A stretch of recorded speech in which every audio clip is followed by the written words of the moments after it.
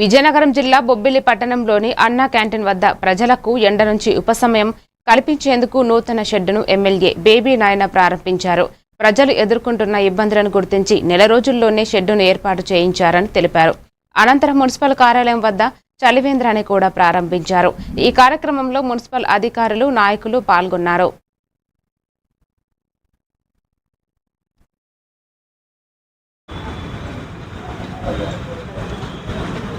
ఒకరోజు అన్నా క్యాంటీన్ సందర్శనకు వచ్చి మరి పేద ప్రజలందరూ కూడా ఎండలో కూర్చొని వృద్ధులు, వికలాంగులు, పిల్ల పాపలతోని, చంటి పిల్లలతోని అందరూ కూడా ఇబ్బంది పడుతున్నారు. తినడానికి మధ్యాహ్నం పూట అని, ఉదయం పూట కూడా అని ఎండనక వాననక ఇబ్బంది పడుతున్నారని చెప్పిన వెంటనే మరి మున్సిపాలిటీ నిధుల నుంచి సుమారు 5 లక్షలు ఖర్చు పెట్టి ఈ షెడ్ అవ్వనివ్వండి, వెనకాతల కొన్ని రిపేర్స్ అవ్వనివ్వండి వెంటనే టేకప్ చేయడం జరిగింది.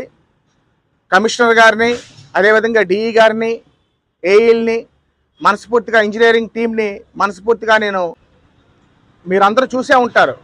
ఈ షెడ్ కూడా చాలా వినూత్నంగా మూవబుల్ షెడ్ అనమాట.